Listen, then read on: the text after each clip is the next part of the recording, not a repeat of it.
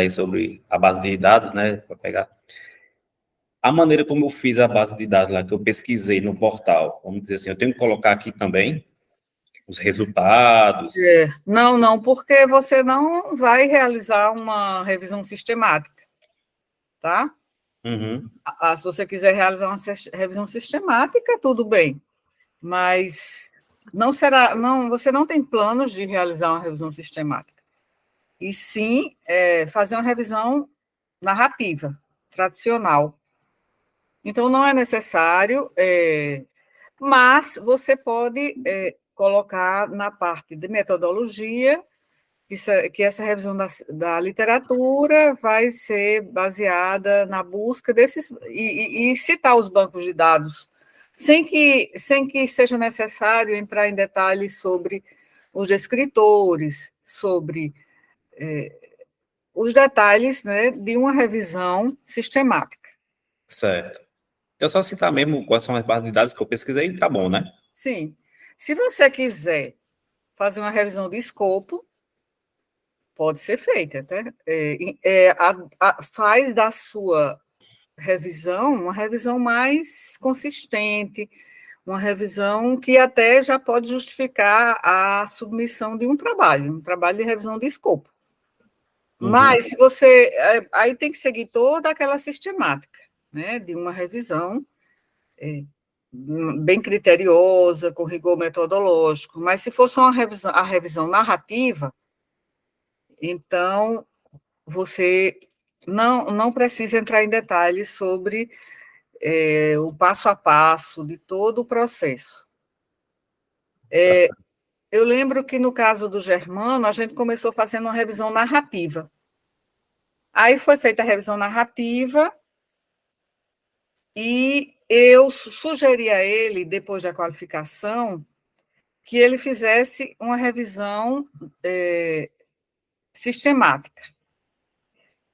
Foi um pouco trabalhoso, mas foi feita a revisão sistemática, e aí do trabalho dele, na dissertação, resultaram 2 produtos, que, aliás, ele não enviou ainda para a submissão, né? Eu depois vou falar com ele sobre isso. Resultaram 2 trabalhos, um trabalho de revisão de escopo, um trabalho com dados secundários, e que ajudou muito depois, quando ele foi fazer a discussão dos resultados da pesquisa de campo, ajudou muito o fato dele ter feito uma revisão de escopo, uma revisão sistemática, porque isso fez com que ele encontrasse quase todos os trabalhos que existiam, né, naquele momento, com base na pergunta de pesquisa dele, e foi muito, assim, trouxe muitos subsídios, e foi, assim, um trabalho que ficou muito mais completo. Mas, assim, não é obrigatório que você faça uma revisão sistemática, embora fosse o ideal. Eu não sei como estão as suas condições no momento de tempo, de disponibilidade, se dentro da disponibilidade que você tem para o mestrado, se é possível, além de você realizar a pesquisa de campo, né, que será uma pesquisa, sem dúvida, que vai ser laboriosa, porque vai ser um estudo com análise de conteúdo, né, com análise temática de conteúdo, e aí com base em um referencial para a interpretação dos resultados. Então, eu não sei se, nesse momento, é possível para você fazer uma revisão de forma sistemática. Então, vai depender muito, né? Eu sei que nós fizemos e foi muito bom, mas depende do seu posicionamento, né? Pode ser só uma revisão narrativa, e sendo uma revisão narrativa, é necessário que você pode dizer que foi feita uma pesquisa, né, mais uma pesquisa tradicional, do tipo revisão tradicional, da literatura. Pode citar os bancos de dados, mas não precisa entrar em detalhes mais minúcias, né? Não precisa entrar nas minúcias. Ok, entendi, então. Então, pronto. Aí, nesse caso, vamos colocar só tópicos aí para você desenvolver, né? Então, vamos colocar os tópicos primeiro, você coloca modelo do estudo, modelo que seria, qual é o item aí? É o 5, não é? Isso aqui dentro da metodologia? A metodologia, sim. Aí, na metodologia. Você está na seção 5. Então, Isso. você coloca 5.1. Por favor, aí, já pode ir adiantando e colocando, já fica... no caso aí será, você coloca em caixa, sim, minúscula, modelo do estudo, né? Do estudo. Aí, depois você pode corrigir. Então, 5.2. 5.2. Aí, depois do modelo do estudo, você vai colocar os procedimentos de coleta de dados. Quais serão esses procedimentos? 5.3, você vai colocar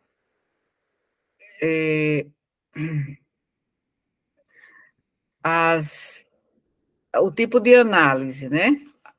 Coloca análise dos dados, que vai ser qualitativa, né? Análise dos dados. Aí você já pode colocar aí como subitens, né? Você vai falar sobre a análise de conteúdo, que nós podemos nos basear tanto em Laurence Bardin, né? Porque Laurence Bardin é assim, é muito conhecida no mundo inteiro por seu, digamos assim, seu procedimento descrito e validado de análise temática de conteúdo. Certo. Então, assim, geralmente se menciona Bardin, mas também há outros autores que são igualmente importantes. Eu acho que, no seu caso, caberia muito bem a professora Maria Cecília Minayo. Minayo é Minayo. Maria Cecília? Minayo, M-I. Certo. Eu vou colocar aqui no chat. Maria Cecília Minayo, certo? Pronto. E aí você pode ler, ela tem muitos textos, né, sobre a análise, aliás, sobre a abordagem qualitativa, né, e na abordagem qualitativa sobre a análise dos dados, como análise de conteúdo temática, certo? Ok. Então, coloque aí análise de conteúdo, pode colocar essas duas autoras aí, né, porque aí você já vai desenvolvendo, e aí você vai descrever. Né? Como é que vai ser feito? No procedimento de coleta de dados, você vai descrever como vai ser feita a seleção dos participantes, Como quem se fosse serão uma esses? receita de bolo, né? Tem que ser É, bem...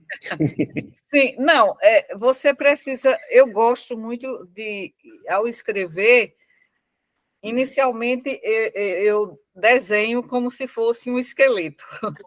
Aí eu coloco, né, os itens e aí depois eu vou preenchendo com os textos para poder me dar um rumo, né? Então, você como se fosse em anatomia, né? Você tem o esqueleto e é como se você fosse enchendo aquele prospecto, né, orgânico com músculos, né, com ligamentos, com tecido celular subcutâneo e tudo mais. E aí você vai depois enchendo com órgãos, né?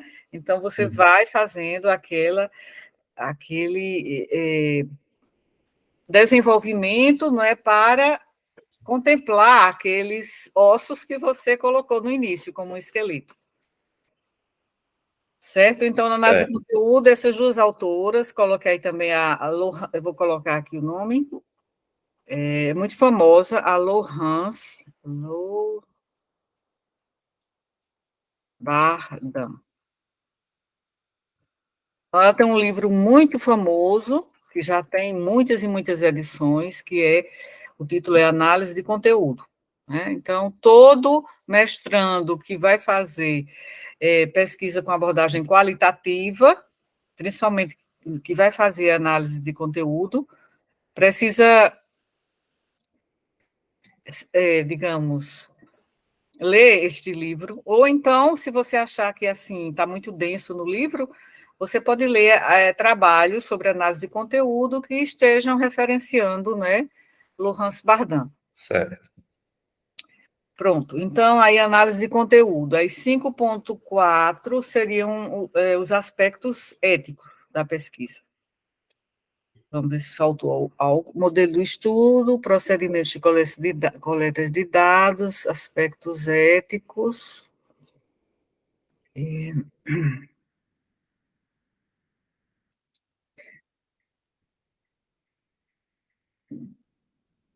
Bom, eu acho que para começar, a metodologia já tem aí uma inspiração, né? Tem. Agora, claro, você começou agora a sua revisão de literatura. Mas, assim, quando você tiver avançar um pouco na revisão, aí você vai encontrar várias possibilidades de referenciais teóricos.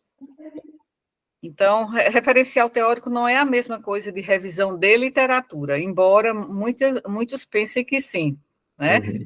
Então, referencial teórico é aquela lente, né, que você vai usar com o objetivo de interpretar os resultados que você encontrar. Então, é aquele, como se fosse um modelo, um paradigma que você vai usar para você discutir os seus resultados. Então, é o chamado referencial teórico. E revisão de literatura é quando você faz esse apanhado geral do que existe em termos de publicações, né, em termos de descobertas, principalmente as mais recentes, sobre a sua pergunta de pesquisa. Certo. Então, qual seria a sua pergunta de pesquisa com base nos seus objetivos que já foram traçados? Tem que ser algo relacionado à gestão ocupacional, né? Gestão de risco. Sim. Vamos Como voltar lá está a no... ser feito, né? Fazer uma análise, né? Análise aí, eu acho que análise, compreensão, são verbos bastante pertinentes, né? Se enquadram bem no que você quer fazer. Vamos voltar lá nos objetivos? Vamos. Antes você grava, porque... sim, aí. Então, qual é o objetivo geral? Analisar a gestão de risco ocupacional referente aos trabalhadores da ala de internação em pediatria. Identificar a magnitude e os tipos de risco, avaliar como ocorre essa gestão de risco e compreender as necessidades de segurança. Então, como você, com base no que a gente viu na disciplina de metodologia, claro que é metodologia ali quantitativa, mas assim, a gente falou sobre problema de pesquisa.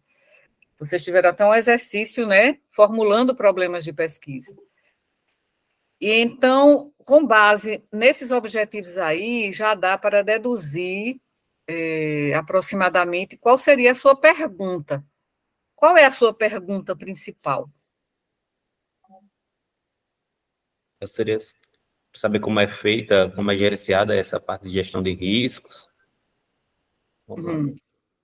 Veja, nós queremos saber, né, como é a gestão de risco, mas a partir da perspectiva dos próprios trabalhadores. Isso. Né? Várias categorias, né, de trabalho, não serão só os médicos, né? Não, são vários. Então, Então, é por isso que eu disse, a gente acaba depois reformulando o objetivo geral, porque eu acho que esse objetivo geral, ele pode estar contemplando esses três, mas se nós lemos só o geral, não dá a ideia de que nós queremos saber que riscos são percebidos pelos trabalhadores e que necessidades eles têm de segurança em saúde e como é feita essa gestão. Vê que aí o objetivo geral parece abranger os três específicos, mas ainda falta alguma coisa aí no geral, né? Então, a gente, claro, no final das contas, a gente vai analisar a gestão de risco, mas sob a perspectiva dos trabalhadores da ala de pediatria. Então, o que nós vamos querer saber, e a partir dessa pergunta, quando você for construir as suas. Construir não, né? Você vai ter um guia.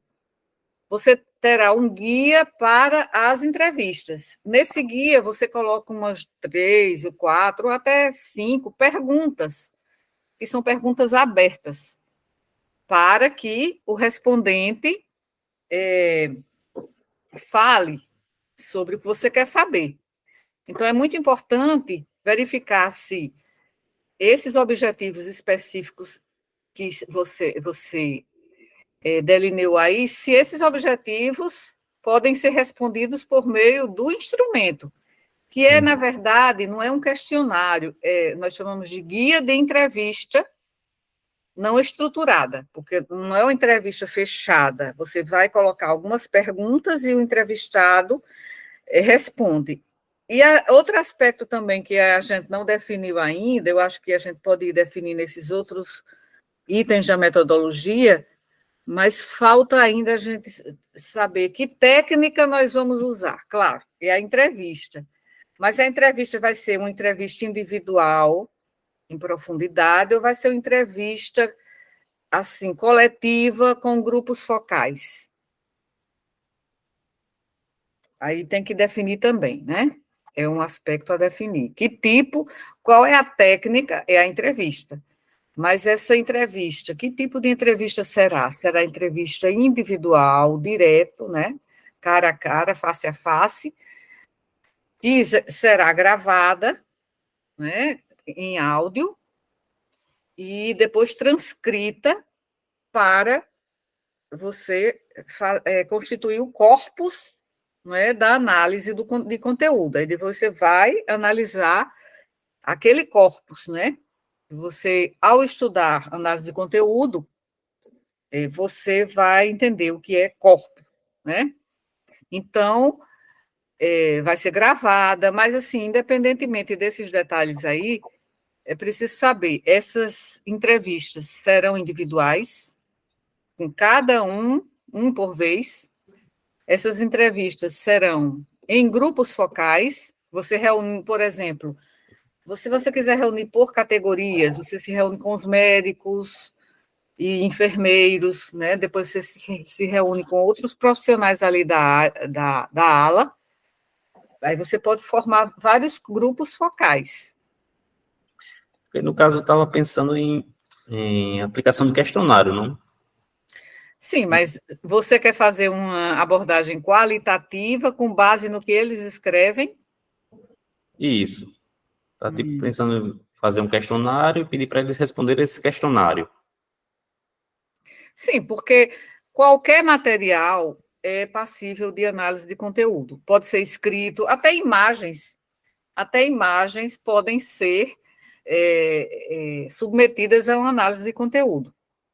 Então, claro, você pode também usar, ficaria assim, em termos operacionais, de logística, ficaria mais fácil, né?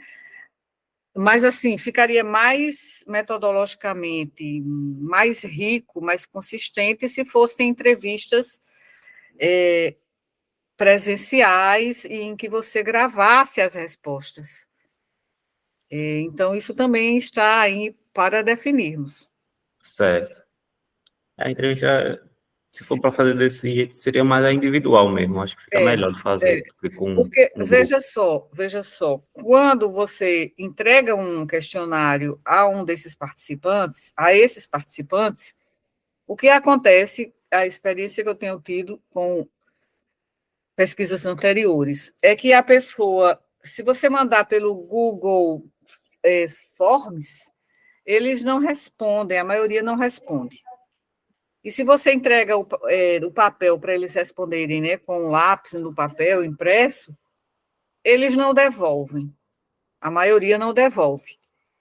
E também vai ser os que devolverem, essas pessoas, muitas vezes, elas podem até, na internet, pesquisam e veem aí o que é que tem. Às vezes elas podem até ir ao chat GPT.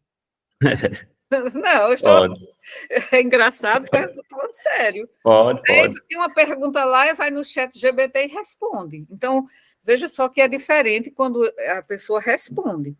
E veja só, outro detalhe aí que eu lembrei da metodologia, que a gente vai lembrando aos poucos, é o tamanho, quantos participantes de cada categoria. E quais são essas. Coloque aí, por favor, para você lembrar. Quais são os participantes e de que categorias profissionais esses participantes são? Então, médicos, Enfermeiros, enfermeiros, nutricionistas, tem os técnicos. técnicos e auxiliares, né? Técnicos e auxiliares de enfermagem. Tem também o pessoal da limpeza, né? Uhum. Então, são pessoas, são participantes de diversos níveis de escolaridade.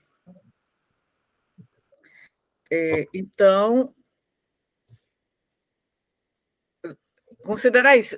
Imagine também o risco que correm essas pessoas, quer dizer, elas são bem diferentes dos outros profissionais, né? Porque médicos, enfermeiros, nutricionistas, fisioterapeutas, né, que têm um nível de escolaridade superior, geralmente tem também um nível socioeconômico mais favorável.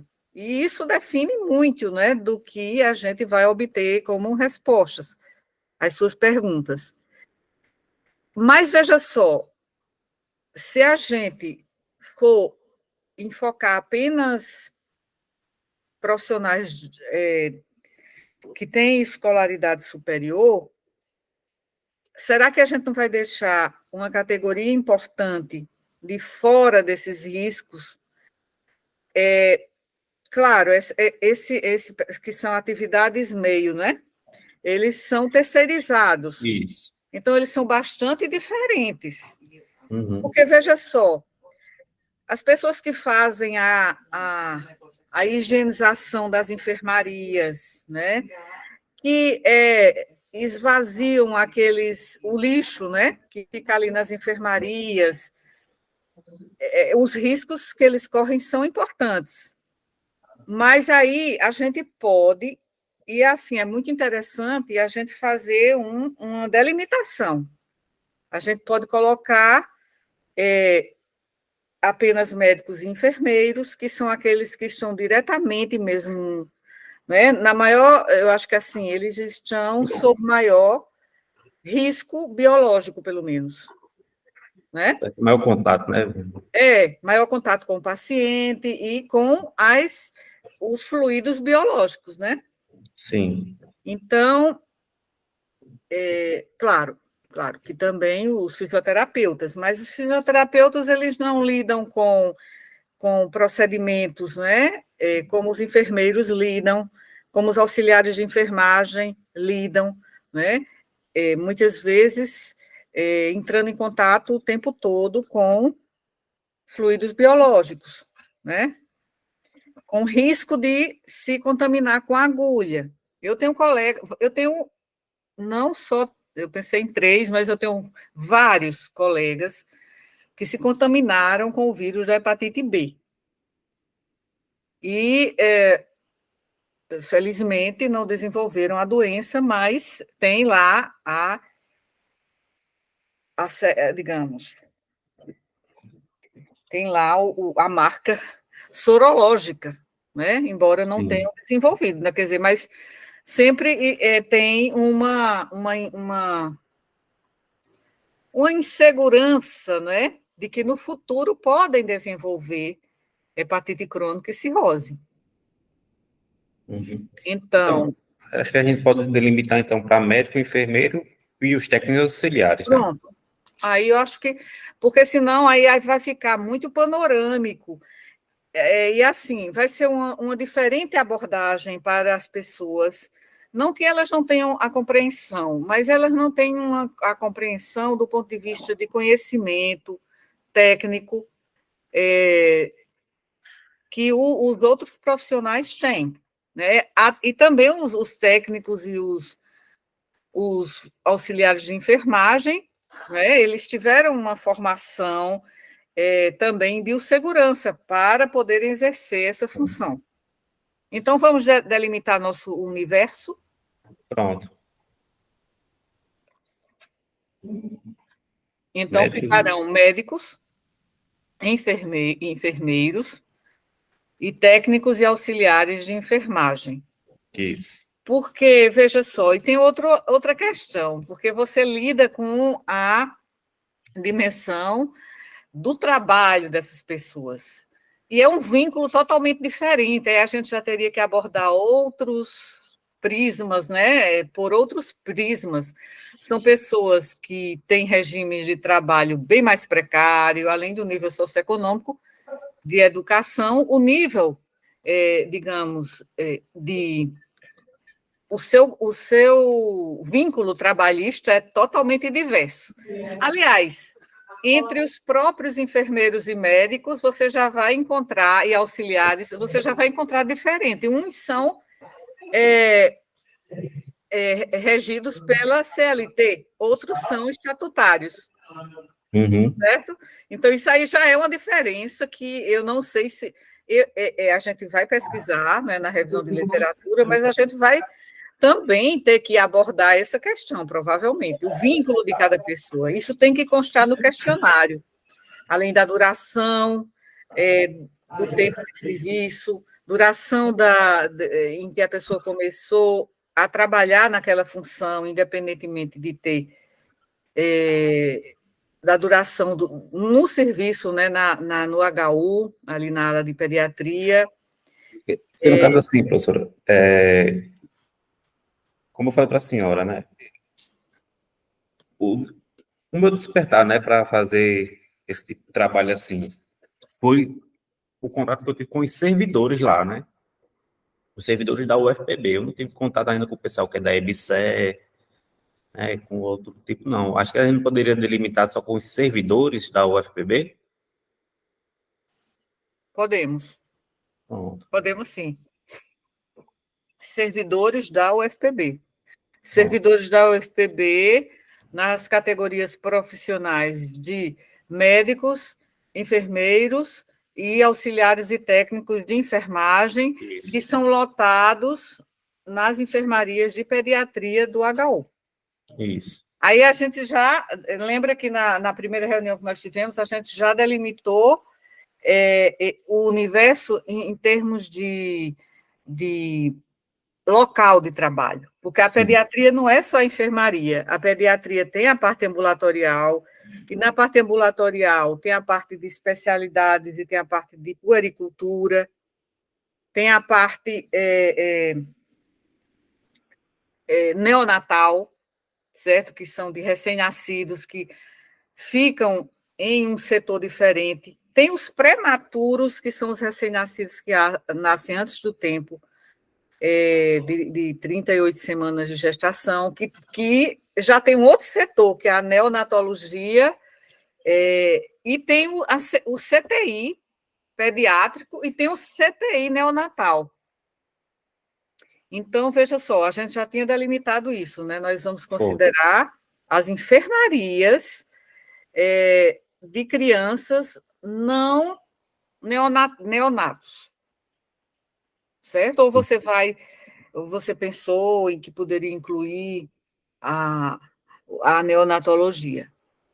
Não, não, pensei só aquela que a gente já tinha falado anteriormente, na aula de internação lá. Pronto, então serão crianças a partir de 1 mês de vida, né? Porque recém-nascido é até 1 mês de vida. Então, crianças a partir de 1 mês de vida. Então, tem enfermarias que você vai encontrar lá leitos que são berços, né? Tem outras enfermarias que têm camas, porque são crianças maiores.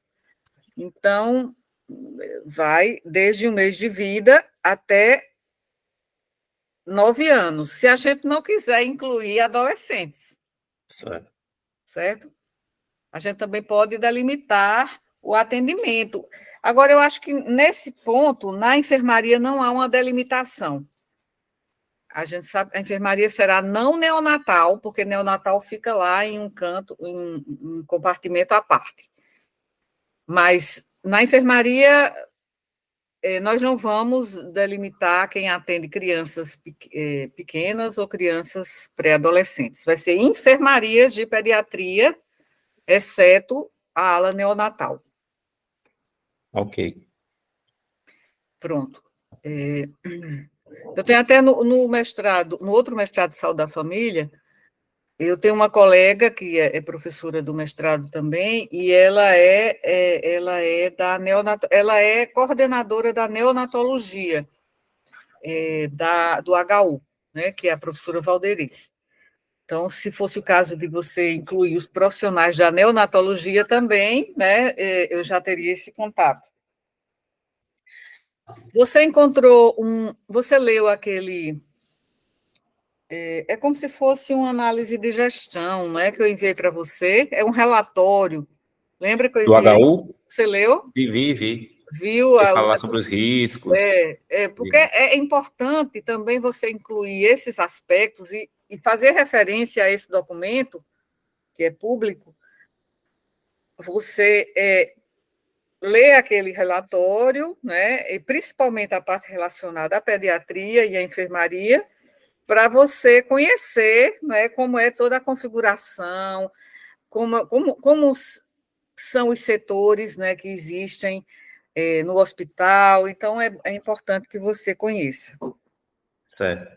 No caso de Germano, ele fez o trabalho dele na odontologia do HU, mas ele já conhecia como funcionava, né? Não, que ele trabalhou lá, não foi? Porque ele trabalhou lá, exatamente. Não porque ele foi, por exemplo, como vocês fazem, né? Eu não sei se você faz essa função especificamente, mas ir lá nos setores, né? Para alguém pede insalubridade, né?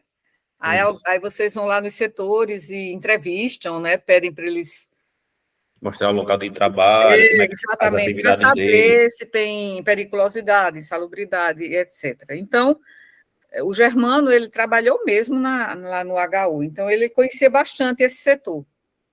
Então, ele, assim, até na qualificação, ele já... A gente convidou um professor que era da odontologia, professor de odontologia, e o professor de odontologia, assim, fez algumas perguntas relacionadas ao serviço. E aí ele conhecia porque ele tinha trabalhado lá. Uhum. Certo. Então, referencial teórico, eu vou só dar uma sugestão, mas aí você pode também ter digamos assim, uma réplica, né? Você replicar e dizer, não, eu acho que esse referencial aqui talvez fosse melhor. Então, e a gente também pode usar mais de um referencial, mas geralmente um é o mais importante. Mas, assim, eu não sei se você já avançou na sua revisão de literatura para pesquisar sobre isso, né? Sobre que referenciais poderiam se adequar ao seu objetivo do trabalho. Então, como eu disse, eu anotei aqui e estou bastante interessada em um referencial que é da saúde coletiva, e esse referencial ele tem uma relação com a avaliação qualitativa do trabalho em saúde.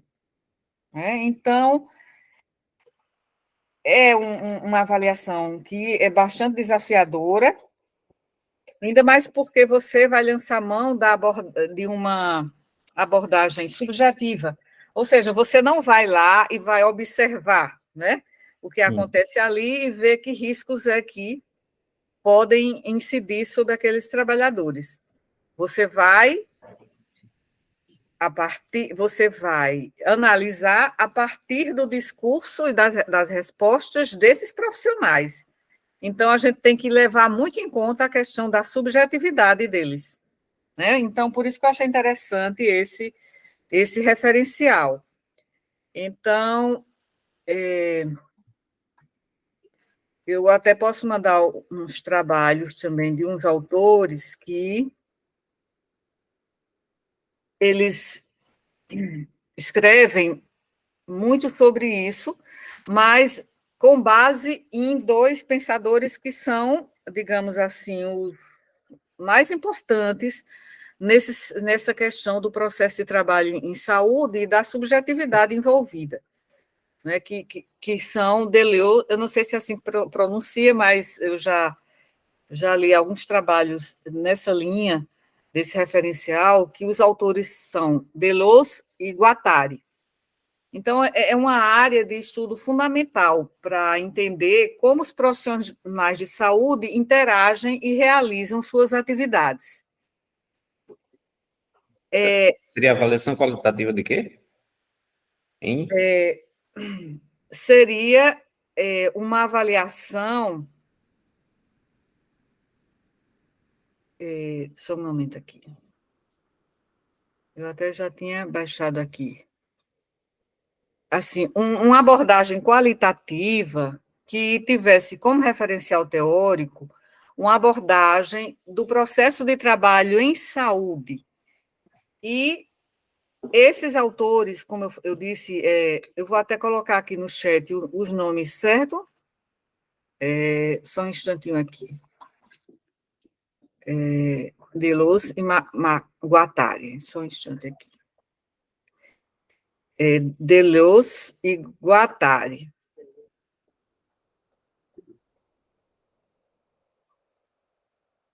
Vou colocar aqui, que seria esse o referencial, mas tem outros autores que falam sobre isso a partir dos trabalhos dessa dupla. Deleuze. Eu posso enviar também os trabalhos Pronto.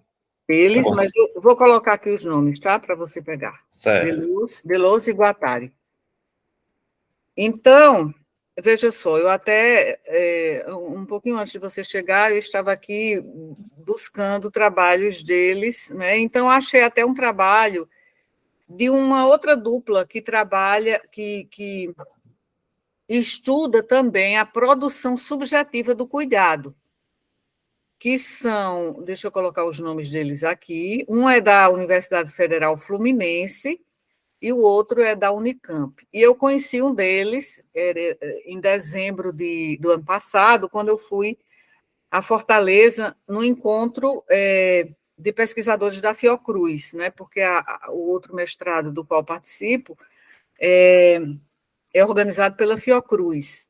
E eu conheci um deles que foi esse aqui, Túlio Franco. E o outro, esses dois autores, eles falam muito sobre isso. Vou colocar aí, olha, coloquei para você. Túlio Batista Franco e Emerson Elias Merri. Então, eles falam muito do trabalho em saúde, principalmente a produção subjetiva do cuidado em saúde, né? Que, no final das contas, é isso que a gente vai observar a partir dos trabalhadores, desses que a gente... Eu vou já colocar aqui, não no chat, né, mas vou colocar já um trabalho que eu estava começando a ler quando você chegou. Então, eu vou colocar aqui, que é desses dois, de Franco e Merri, certo?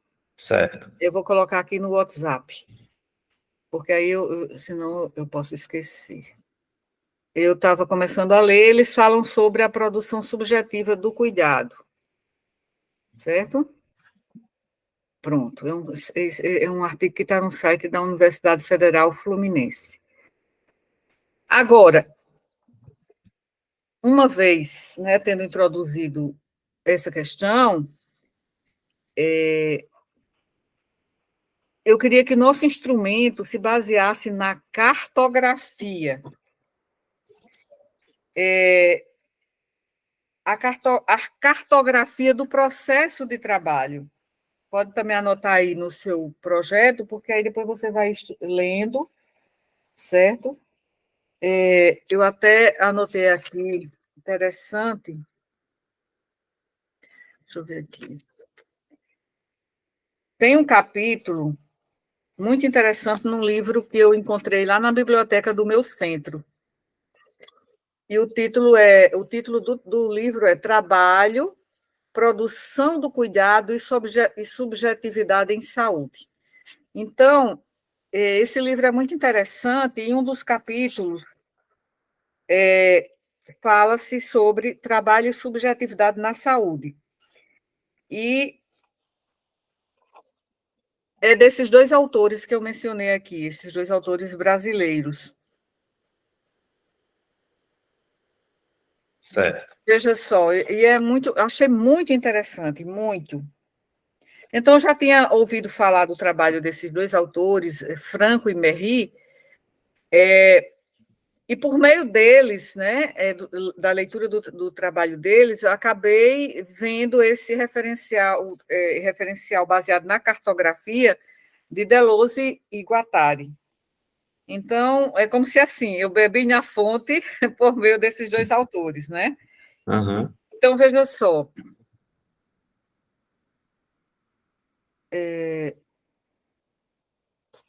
Aqui, eu tenho anotado até aqui, que eles colocam assim: o desafio da avaliação qualitativa, segundo a dimensão subjetiva, é o de aprofundar a compreensão da dinâmica micropolítica de cada trabalhador para perceber como, na sua singularidade, eles produzem o cuidado no cotidiano, partindo do pressuposto de que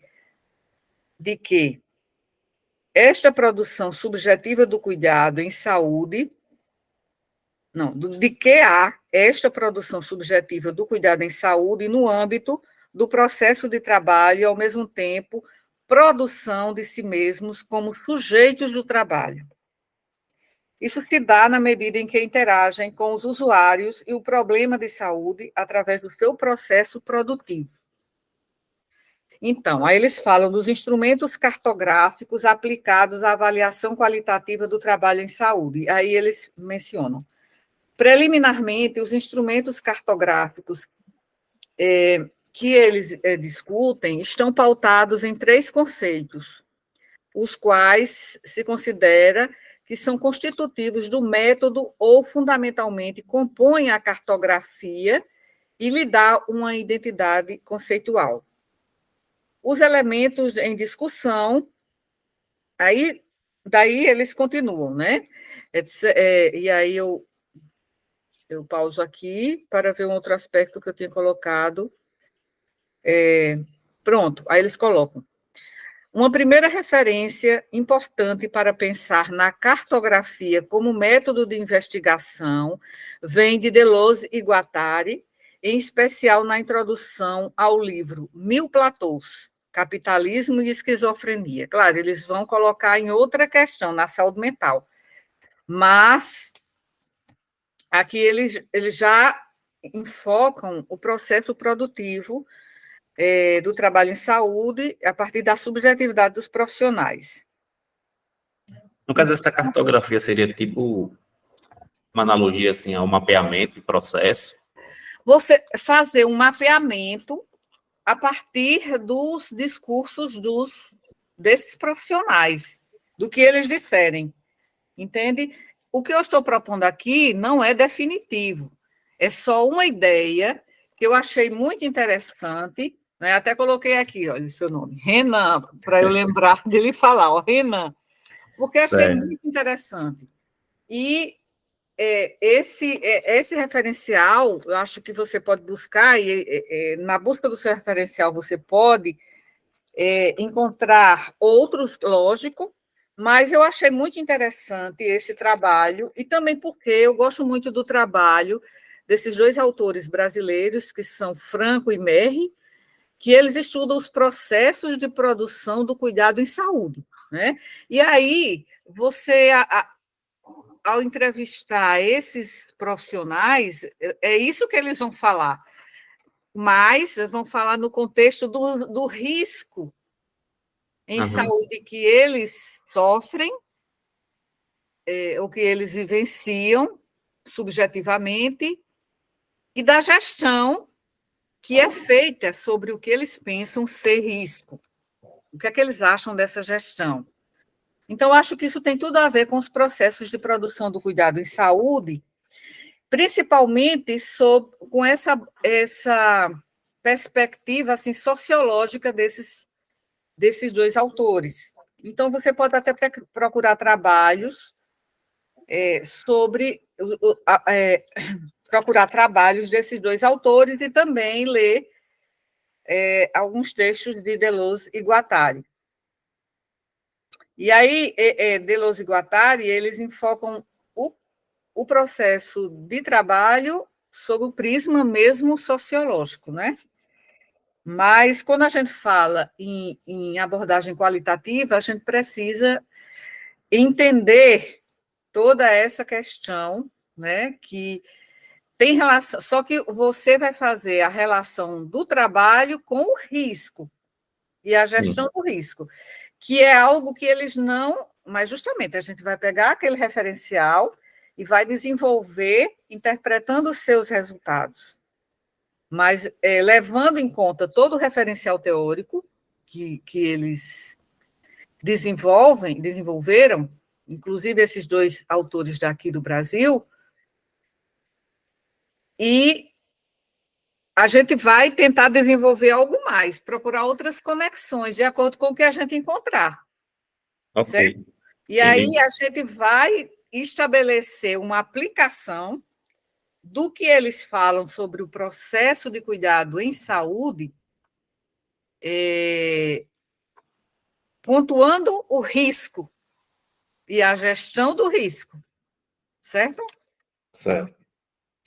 Então, essa foi a minha ideia, Renan. Então, mas ainda não me aprofundei, claro, eu conheço o trabalho desses dois autores brasileiros, e assim, só superficialmente de Deleuze e Guattari, que eles seguem, né, nas suas análises, mas eu já li muitos dos trabalhos de Merri e Franco,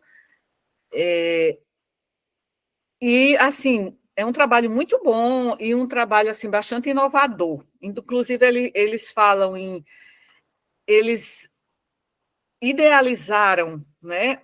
É bem original isso. Eles idealizaram que existem várias tecnologias no trabalho em saúde. Tem as tecnologias duras, que são, por exemplo, um tomógrafo, são, por exemplo,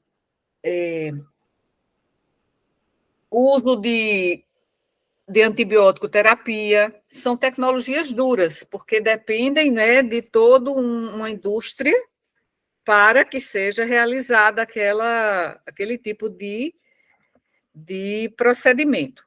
Tem as tecnologias, que são as chamadas as tecnologias suaves ou moles não, é outra palavra que eles usam, mas é nesse sentido, que são as tecnologias, né, do cotidiano de trabalho do profissional, da interação com o paciente, da comunicação com o paciente e das trocas que existem entre o paciente e o trabalhador em saúde, principalmente o médico, o enfermeiro, aqueles que estão mais ali, né, na linha de frente do cuidado em saúde. Então,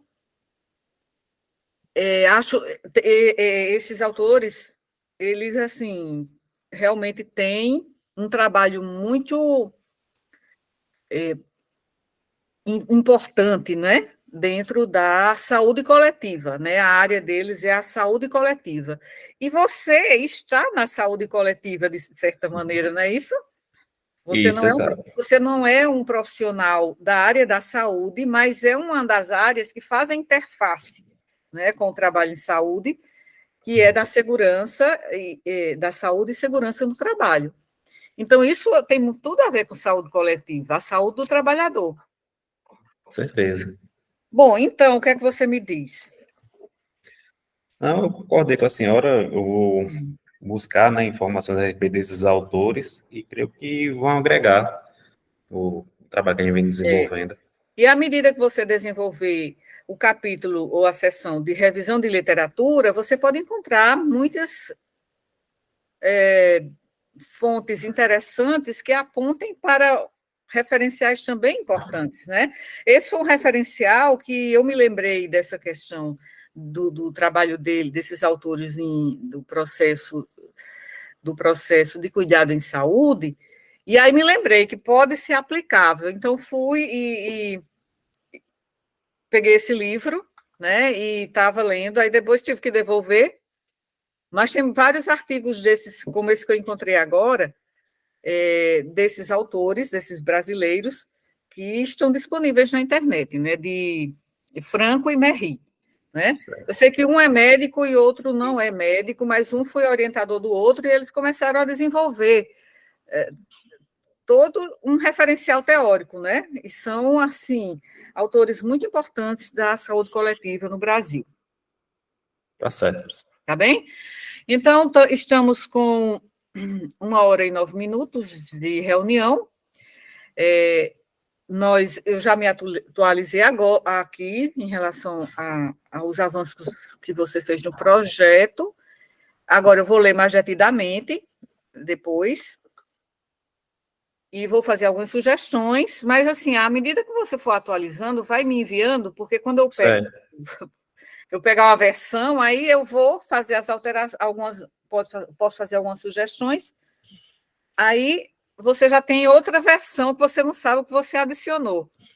Entendeu? Então, você pretende assim, fazer alguma alteração daqui para o dia 12 de setembro? Eu estou escrevendo assim toda semana, eu Né? estou escrevendo alguma coisa. Eu vou lendo Pronto. algum artigo, eu vou fazendo fichamento, né? Então, por causa disso, porque quando se a gente usasse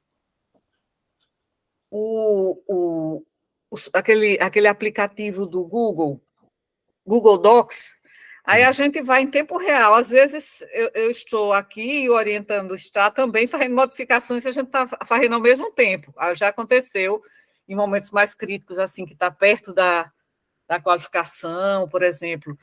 E aí, mas eu vejo o que foi alterado, posso ver o que foi alterado na hora, né? Sim, sim. Que eu estiver lendo. Mas o Word não, o Word que a gente está trocando por meio de e-mail, você envia e depois eu devolvo com os ajustes que eu fiz ou das sugestões, a gente não sabe. Então, vamos fazer assim. Compartilhar no Drive, né? Pode ser partilhar no Drive, mas eu vou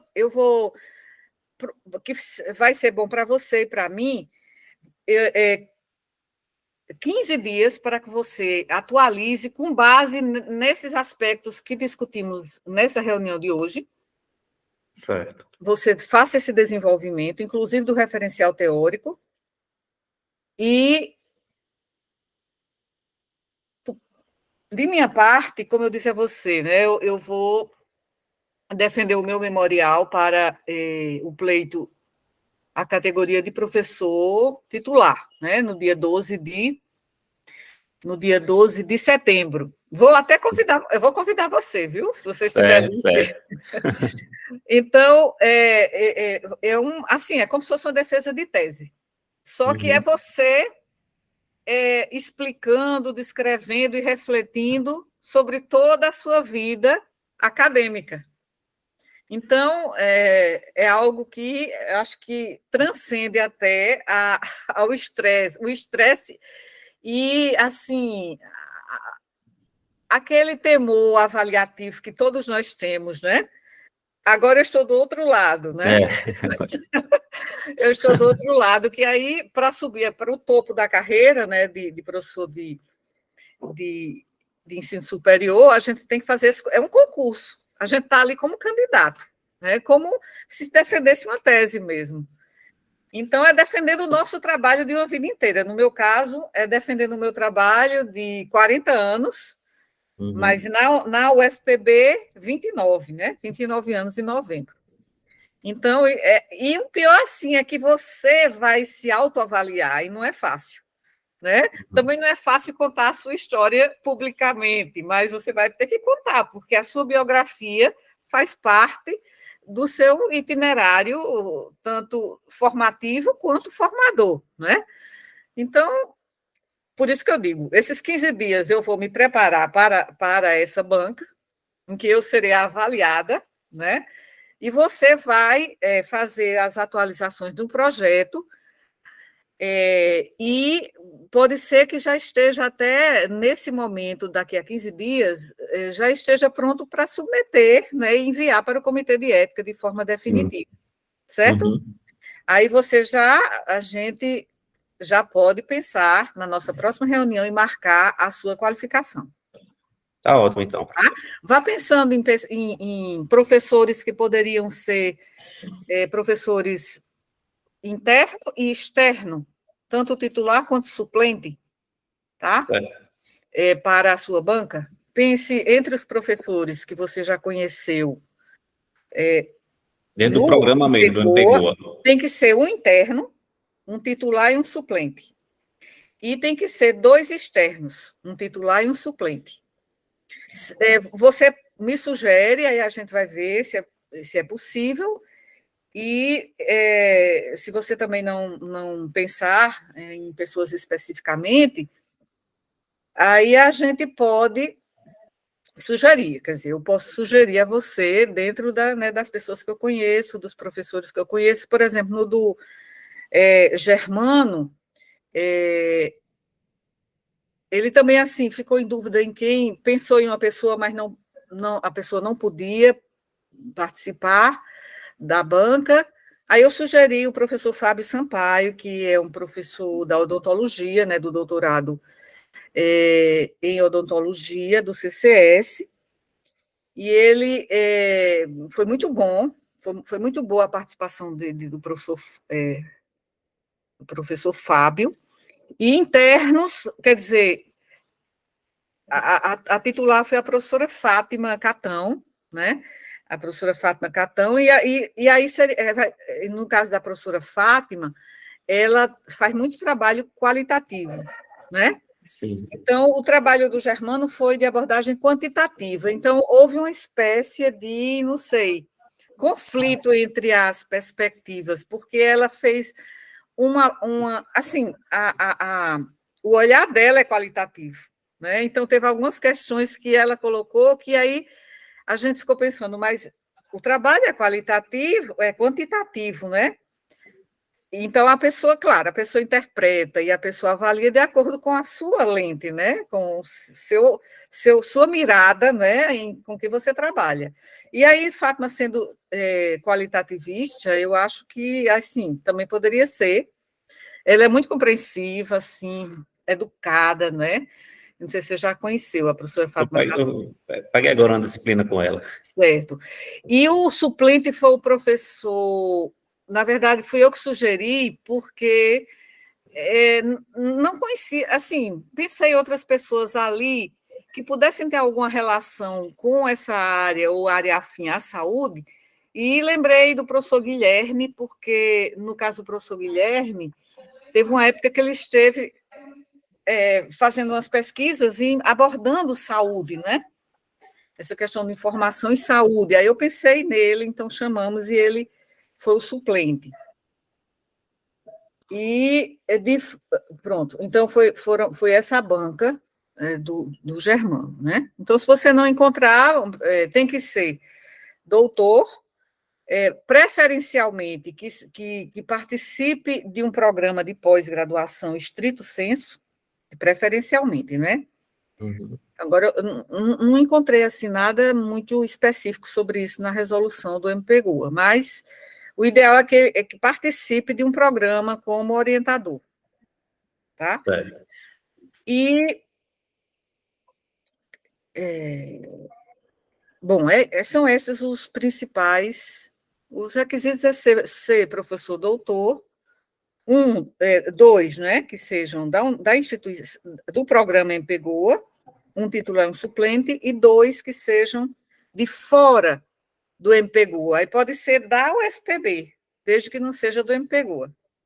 Certo, certo. Certo? Tem até, eu não sei se é o caso, que minha esposa também é daqui da UFPB, mas ela não é servidora, ela tem bolsas, né? Ela é doutora, é pós-doutora. Hum. Aí tem um orientador dela lá, mas eu acho que ele já entra nessa parte de pesquisa farmacêutica, sabe? Que é lá do Ah, IPFARM. sim, sim, sim. Mas você pode, assim, qual é a linha de pesquisa dele, né? Você tem que, por exemplo, o professor Fábio, ele trabalha na odontologia, então foi alguém que a gente encontrou que fosse, o trabalho dele foi o ruído, né, como um risco à saúde dos odontólogos, lá do HU.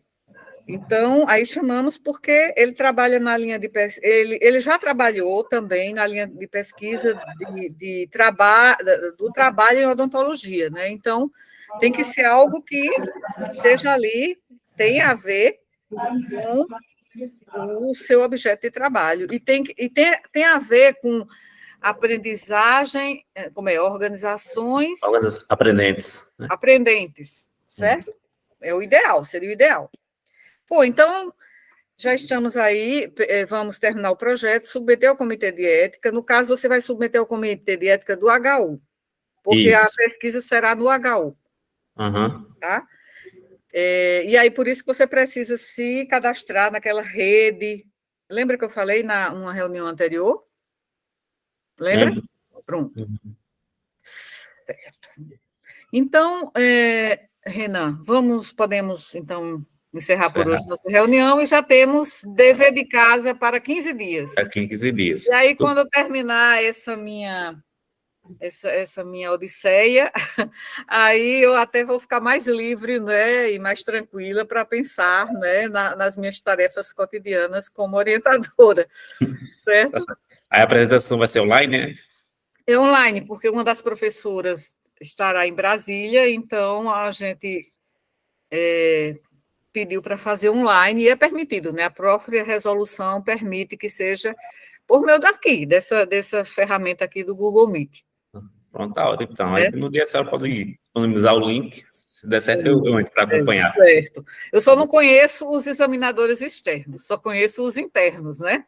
É tanto Aham. que meu examinador, o presidente da banca, que é o suplente, é o Guilherme, né? O Guilherme lá do MPGOA. Mas os três externos, eu não conheço. Realmente eu não conheço. Bom, mas de qualquer forma, assim, é difícil encontrar professores titulares e que sejam de É, fora. Então, não dava para a gente.